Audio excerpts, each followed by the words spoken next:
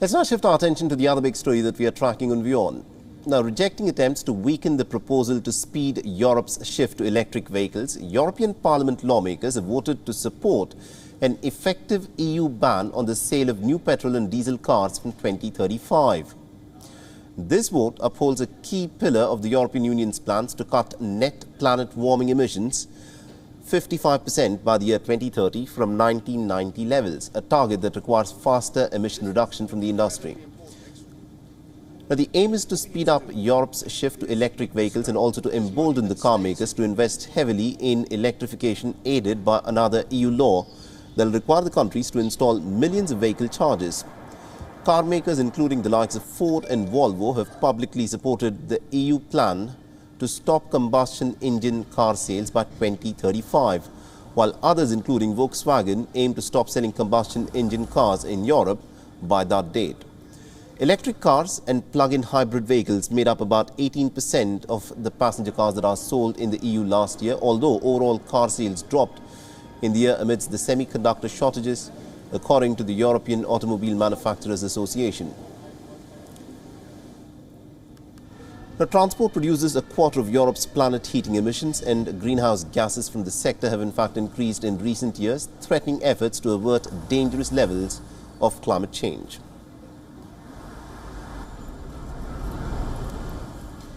And now to give us more updates in terms of what can of course be expected by the EU, we are joined in by our correspondent Rosie Burchard, who's joining us live from Brussels.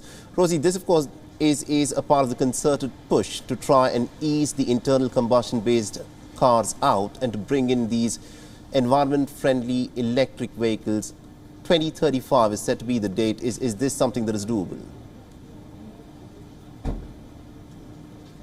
Well, it's something that EU parliamentarians insist not only is doable, but must be done. There was some suspicion that EU parliamentarians would water down their proposal to rather cut the emissions from cars by 90% by 2035 instead of 100%. They have stuck to that original proposal of 100%, and with that 100% target, that means a de facto ban on combustion engine cars and van sales within the European Union. That means cars and vans powered by fossil fuels will no longer be able to be sold because those emissions targets will essentially forbid it. Now, it does not mean that the combustion engine itself is banned. It means that sales from that date will no longer be possible for the industry within the regulations, but a car bought the day before these rules enter into force could still be driven on EU roads for many years to come after that. It should be noted that this is an endorsement from the European Parliament, but it is not the final vote. Right. The European Parliament is just one arm of the legislative bodies within the European Union. They'll still have to go and negotiate with the European Council. That's made up of representatives of EU member states.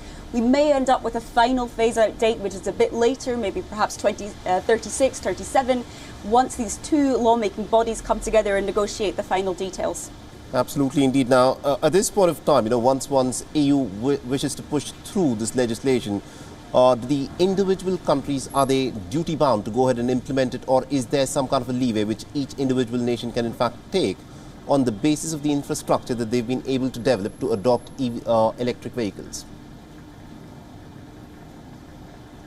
Great question. Well, that is precisely what EU member states will be thinking about when they decide on how to negotiate with the European Parliament to get the final details of this legislation. Now, we have some nations within the European Union which have big car manufacturing industries. For example, Germany, though some of those car manufacturers have come out quite strongly in favour of this ban to try and facilitate that big shift toward electric vehicles. That will be down to EU member states to negotiate behind closed doors with EU parliamentarians and with the oversight of the European Commission. But all of this comes within a rather difficult situation for this broader plan from the EU to cut emissions by 55% by 2030 compared to 1990 levels.